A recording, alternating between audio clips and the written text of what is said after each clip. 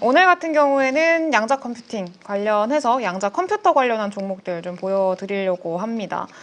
양자 컴퓨터가 사실 제가 문과예요. 문과고 그리고 제가 대학교 때 그 컴퓨터 프로그램 그 수업을 들었었는데 그때 이제 C뿔 나와가지고 원래는 교수님이 F 준다고 막 뭐라고 하셨는데 제가 이게 빌고 빌어가지고 C 플러스 받고 이제 재수강도 안 하고 그렇게 마무리한 좀 가슴 아픈 과거가 있는데 이 양자 컴퓨터 관련해서 좀 찾아보려고 하니까 상당히 어렵더라고요. 그래서 우리 투자자분들도 아마 조금 물론 우리 시청자분들은 다들 똑똑하셔서 잘 아시겠지만 좀 저랑 비슷하게 이제 좀 문과이시기도 한데 그런 분들도 계실 거니까 같이 좀 보도록 합시다. 그래서 최대한 좀 쉽게 설명을 해드리려고 하고요. 저도 어렵게는 잘 이해가 안 돼서 쉽게 좀 보도록 하겠습니다. 네, 일단은 기업은 세 기업 정도 좀 가지고 왔고요. IBM이라는 기업 아마 많이들 알고 계실 텐데 양자 컴퓨터 관련해서는 IBM이 가장 대표적인 기업이라고 보시면 좋을 것 같아요. 네, 시총도 가장 크고요. 이것도 시총이 또 잘못됐네. 이거 아이온큐랑 퀀텀 컴퓨팅은 이 시총이 이게 아닌데 제가 자꾸 틀리네요. 이거 수정해가지고 다시 카페에 올려드리도록 하겠습니다. 네, 아무튼 간에 지금 양자 컴퓨터 관련해서 IBM 그리고 두 번째가 아이온큐 이거는 최근에 뭐 미국 주식 하시는 분들도 그렇고 한국 주식 하시는 분들도 그리고 저희 아침에 그 시황 하잖아요. 장전 시황 할 때 그때도 아마 좀 자주 들으시는 종목 아닐까 생각이 듭니다. 워낙에 최근에 미국 증시 안에서도 굉장히 탄력적으로 상승이 나오고 있고 좀 움직임이 크게 좀 보이고 있기 때문에 그런 종목이고요. 그래서 가장 지금 양자 컴퓨터 관련해서 가장 주목을 많이 받고 있는 기업이 아이온큐라고 보시면 좋을 것 같아요. 그리고 지금 이번에 하루 만에 거의 190%인가 좀 급등이 나왔던 종목인데 이것도 아이온큐랑 비슷하게 양자 컴퓨터 관련한 좀 테마가 주목을 받으면은 같이 좀 상승이 나오는 종목 중에 하나입니다. 그래서 퀀텀 컴퓨팅이라는 기업이고요. 네, 그래서 일단은 좀 보도록 합시다. 네, 일단은 양자 컴퓨팅이 지금 주목받고 있는 원인을 먼저 좀 알아야 되는데 양자 컴퓨팅은요, 좀 연산의 어떤 속도가 아니라 절대적인 연산량을 줄이는 거라고 좀 생각을 하시면 좋을 것 같습니다. 이게 이거를 가지고 와서 이게 속도보다 우리가 보통 그 컴퓨팅 속도를 좀 줄이려고 하잖아요. 더 빠른 속도를 만들려고 하고 개선을 하려고 하는데 이게 속도가 아니라 그냥 절대적인 연산 양 자체를 줄이는 거. 이게 좀 핵심이라고 보시면 좋을 것 같고요. 그래서 이제 우리가 지금 알고 있는 현재 그 컴퓨터들이랑 지금 양자 컴퓨터랑 아예 좀 그 처리 방식 자체가 좀 다르다고 보시면 좋을 것 같아요. 네, 그래서 일단은 이게 좀 핵심이라고 보시면 좋을 것 같고 우리가 그 일반 지금 현재 사용하고 있는 컴퓨터가 뭐 CPU나 GPU 뭐 이런 프로세서 처리 장치로 사용을 하고 있는 컴퓨터잖아요. 근데 양자 컴퓨터 같은 경우에는 이게 CPU나 GPU, PU가 아니라 이제 QPU라고 해가지고 이제 양자 프로세서를 따로 사용을 합니다. 네, 그래서 이제 아예 좀 다른 거라고 보시면 좋을 것 같고 이 고전 컴퓨터 같은 경우에는 이제 비트, 우리 많이들 지금 반도체 하시면서 많이 들어보셨을 텐데 이거 비트를 최소 연산 단위로 사용을 하는데 이 QPU 같은 경우에는 최소 연산 단위로 비트가 아니라 큐비트라는 걸 사용을 합니다. 큐비트. 그래서 이거는 용어 간단 설명이니까 그냥 이건 이해만 하고 넘어가시면 될 것 같아요. 그래서 새로운 개념이 큐비트라는 애가 지금 그 양자 컴퓨터 쪽에서는 등장을 한다. 이렇게 보시면 좋을 것 같고요. 근데 일단은 이거를 다 설명드리기 전에 좀 먼저 얘기를 드리고 시작을 하고 싶은 게 사실 이게 양자 컴퓨터 같은 경우에는요. 아직까지 너무 초기 시장입니다. 너무 초기 시장이고 이제 막 시작하는 그런 단계예요. 그래서 실제로 현실 세계에서 이 양자 컴퓨터를 좀 사용을 하는 게 그 이론적으로만 생각을 하는 거랑 다르게 굉장히 많은 문제를 해결해야 될 좀 현실적인 이슈들이 좀 있습니다. 그래서 굉장히 많은 양의 연산이 일단 필요하고요. 그리고 이런 연산들을 좀 그래도 수행하기 위해서는 지금보다 더 큰 규모의 하드웨어나 이런 것들을 좀 구축을 해야 되고 그리고 뭐 운영할 때 안정성이라던가 이런 것들 그리고 뭐 오류율 이런 것들 좀 잡아야 되는 그런 좀 한계에 많이 봉착해 있는 그런 상황이어서 앞으로 좀 많이 더 발전을 해야 됩니다. 그래서 아직까지는 너무 초입 단계고 앞서서 좀 설명을 드린 이런 기업들도 돈을 벌고 있는 기업들은 양자 컴퓨터로 돈을 버는 게 아닙니다. 너무나 초기 단계이기 때문에 일단은 그 산업에 진입을 했고 뭔가를 좀 하고 있는 그런 상황인 거지 돈을 버는 단계가 전혀 아니고 오히려 양자 컴퓨터 쪽으로만 하고 있는 기업들은 이제 재무적으로는 상당히 좀 부담스러운 그런 상황이다라는 거를 좀 체크를 해 보셔야 될 것 같아요. 그래서 기존에 지금 이 양자 컴퓨터가 나와서 이 현재 우리가 사용하고 있는 컴퓨터를 전부 다 대체할 수 있을 거다라고 지금 당장 생각을 하는 거는 조금 위험하다. 좀 이렇게 좀 말씀을 드릴게요. 네, 그래서 일단 그런 것들은 참고를 하시면 좋을 것 같고요. 높아심에 먼저 말씀을 드렸습니다. 그래서 미래 성장성을 좀 기대하고 있는 그런 산업이다 정도로 체크를 하시면 될 것 같아요. 네, 그래서 지금 기존의 컴퓨터의 한계를 뛰어넘는 성능을 보유를 하고 있다라고 말을 하고 있는데 이 양자 컴퓨팅 기술이 중요한 그 이유를 한 3개 정도로 꼽았다고 보시면 될 것 같아요. 네, 그래서 지금 어쨌든 현재 이 전통적인 컴퓨터로는 처리하기 어려운 문제들이 있잖아요. 네, 그런 것들을 더 빠르고 효율적으로 해결할 수 있는 어떤 좀 가능성을 제공을 하기 때문에 좀 많이 각광받고 있다라고 보시면 좋을 것 같습니다. 그래서 우리가 엔비디아의 GPU도 그렇고 계속 속도가 더 빨라지고 더 많은 양의 데이터를 처리할 수 있게 더 많은 양의 데이터를 빠르게 처리할 수 있게 그런 좀 성능의 업그레이드가 계속 진행이 되고 있잖아요. 그런 측면에서 양자 컴퓨터가 좀 주목을 받고 있고 AI라는 기술이 대두가 되면서 그럼 더 많은 이 방대한 양의 데이터를 더 빠르게 그리고 더 이제 좀 효율적으로 처리할 수 있을 만한 기술이다라고 해서 더 좀 주목을 받고 있는 상황이라고 보시면 좋을 것 같아요.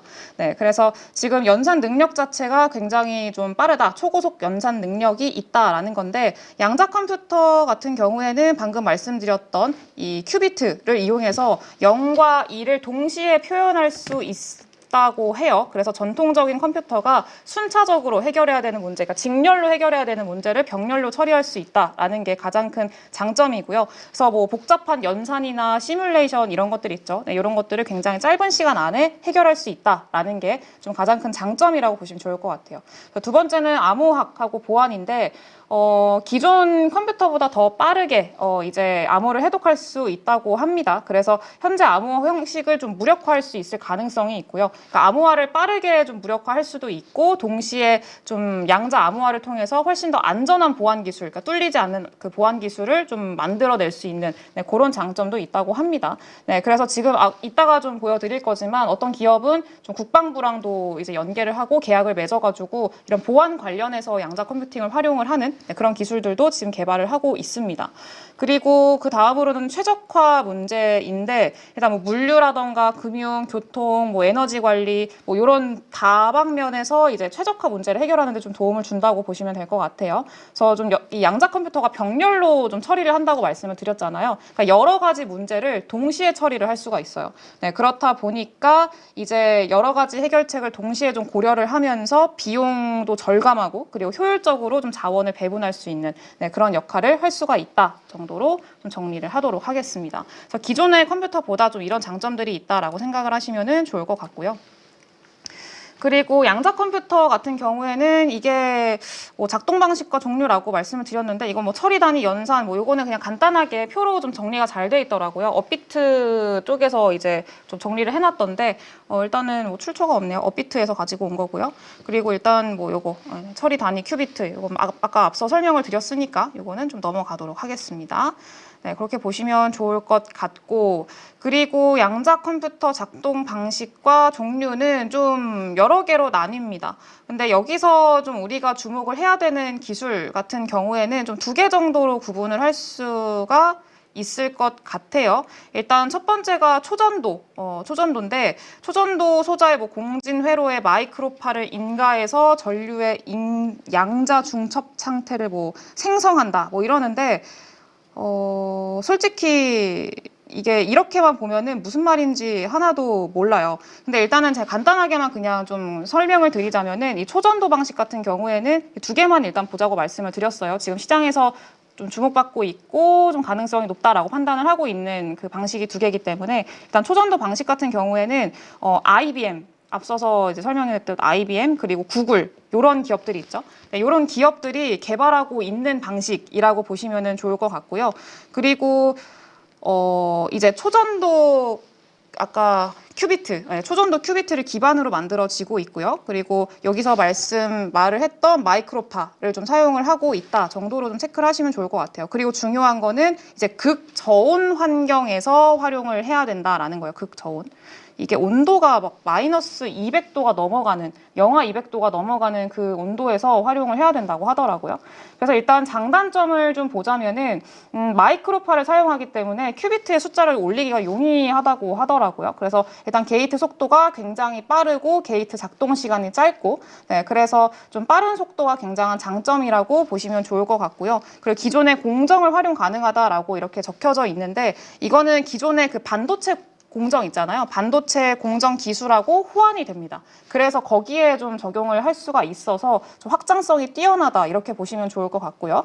그리고 네, 결맞음 시간이 짧다라는 게 단점이라고 일단은 이야기를 하고 있는데, 이게 좀 외부적인 노이즈에 대한 민감도가 굉장히 높대요. 네, 그래가지고 정상적으로 작동을 시키기 위해서는 그때 이 초저온의 온도를 유지하는 게 굉장히 중요하다고 합니다. 근데 이 초저온을 유지하는 게 그냥 쉽게 되는 게 아니잖아요. 이게 또 하드웨어나 이런 것들을 다 갖춰야 되기 때문에 조금 운영이라던가 유지라던가 이런 것들에 상당한 좀 어려움이 있는 그런 상황이라고 보시면 좋을 것 같아요. 그래서 IBM이라던가 구글 같은 이런 거대 기업들이 좀 할 수 있는, 네, 그런 방식이라고 보시면 될 것 같고요.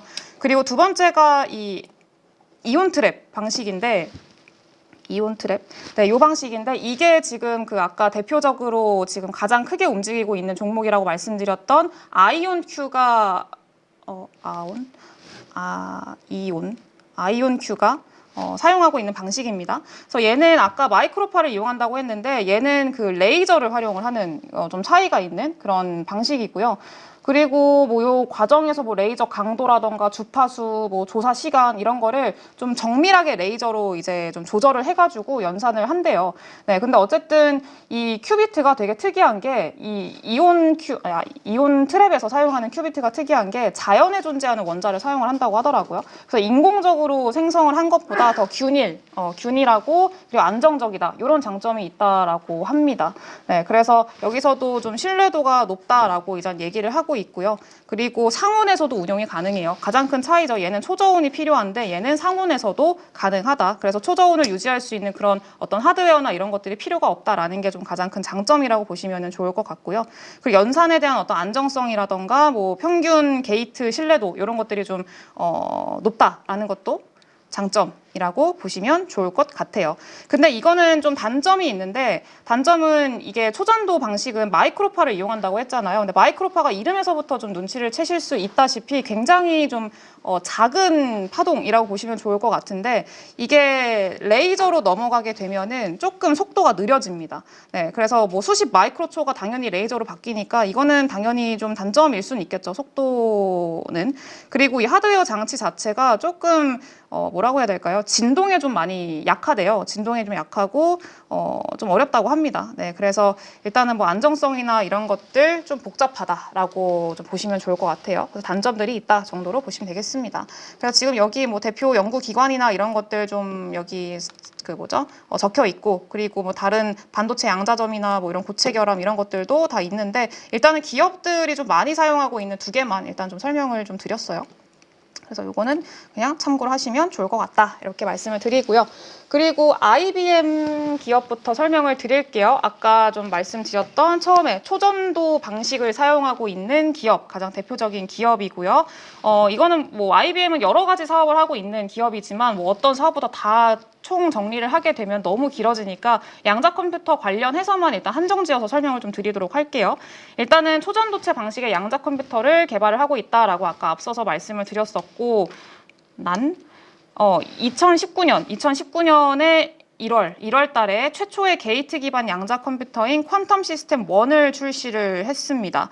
네, 그리고 2023년 12월 작년 말이죠. 퀀텀 시스템 2를 또 공개를 했고요. 그 이후에는 이거는 히어론이라고 하는 또 그 시스템까지 좀 개발을 했다고 합니다. 그래서 지금 좀 타임라인별로 공개를 하고 있는 상황이어서 네, 이런 것들도 양자 컴퓨터 시장에서 IBM이 그래도 좀 타임라인을 잘 지키고 있구나 정도로 좀 해석을 할 수가 있을 것 같습니다.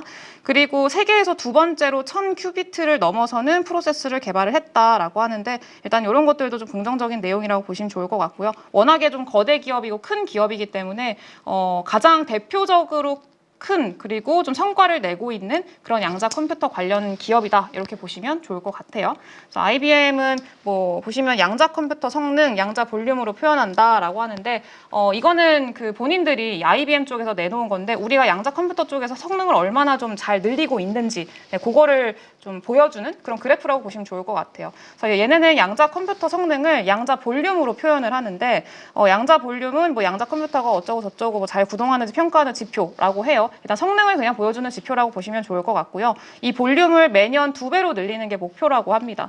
그래서 지금 그래프를 보시면은 그래도 좀 목표를 한 대로 잘 좀 늘어나고 있는 상황이어서 그래도 성과 자체는 나쁘지 않구나라고 좀 해석을 할 수가 있을 것 같아요. 그리고 실적이나 이런 것들은 다른 기업들에 비해서 뭐 다른 사업을 당연히 같이 하고 있는 기업이고 좀 종합 소프트웨어 관련한 또 기업이고 뭐 솔루션 업체이기 때문에 돈은 그래도 다른 기업들 대비해서는 잘 벌고 있습니다. 뭐 성장률 자체도 뭐 크게 큰 폭은 아니지만 그래도 조금씩이라도 성장을 하고 있는 것들 좀 볼 수가 있을 것 같고요. 뭐 순이익이나 EPS 같은 경우에도 조금씩 좀 늘어나고 있는 것들 좀 변동성은 있긴 합니다만 네, 그런 것들도 있다 정도로 좀 보시면 좋을 것 같아요. 네, 그래서 일단 뭐 그렇다 정도.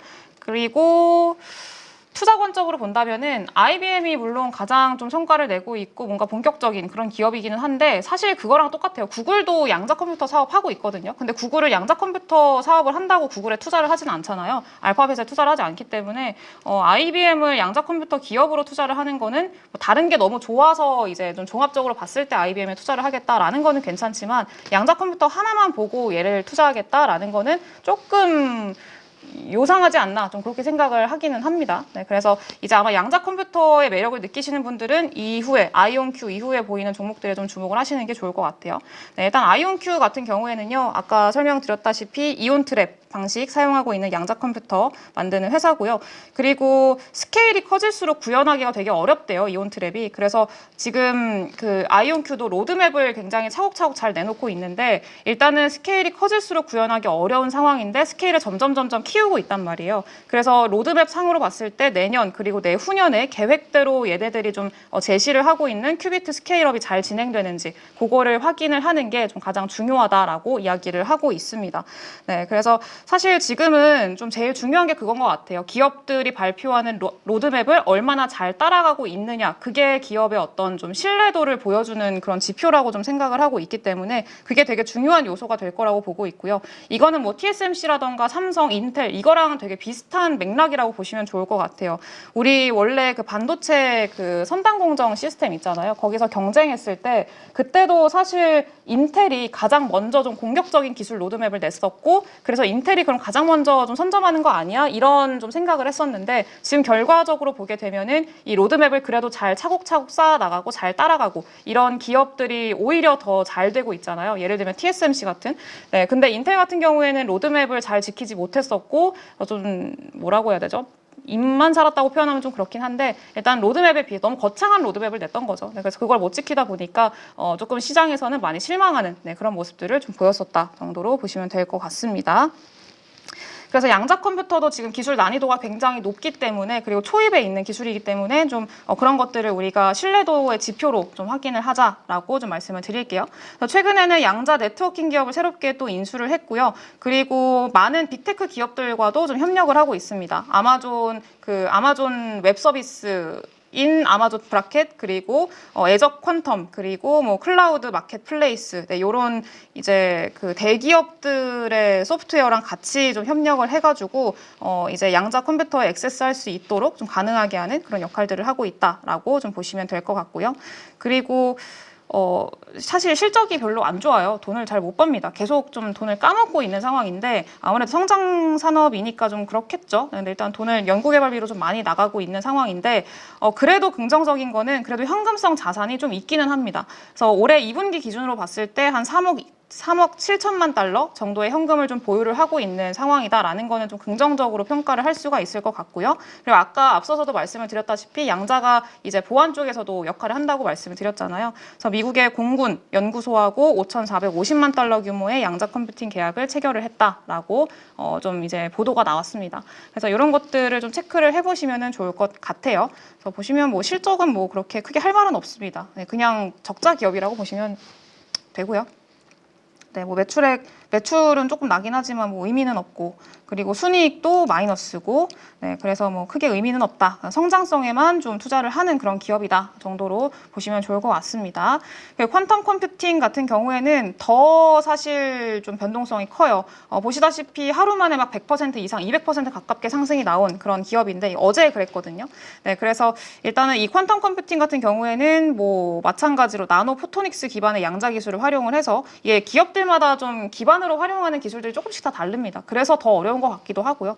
어쨌든 간에 애플리케이션을 개발을 했고 뭐 엔트로피 컴퓨터 주요 제품으로 보유를 하고 있고, 그리고 최근에는 나사 프로젝트를 수주를 해가지고 양자 센싱 솔루션을 제공을 했다라는 기사가 좀 긍정적으로 보도가 됐습니다. 그래서 어쨌든 이거는 그래도 기술력에 대한 어떤 기대감을 갖게 하는 내용이기 때문에 좀 긍정적이라고 보고 있고요. 네, 그렇습니다. 그래서 어쨌든 국가 기관이니까 네, 그래서 그렇게 보시면 될 것 같습니다. 퀀텀도 마찬가지로 할 말 없습니다. 실적은 할 말이 없어요. 그래서 일단 워낙에 좀 작은 종목이고 테마성으로 상승이 나오는 종목이어서 커버하고 있는 증권사들도 딱히 없습니다. 지금은 딱히 없어요. 네, 그래서 이거는 변동성에 상당히 좀 주의를 하시는 게 어떨까 좀 그렇게 생각이 들고요.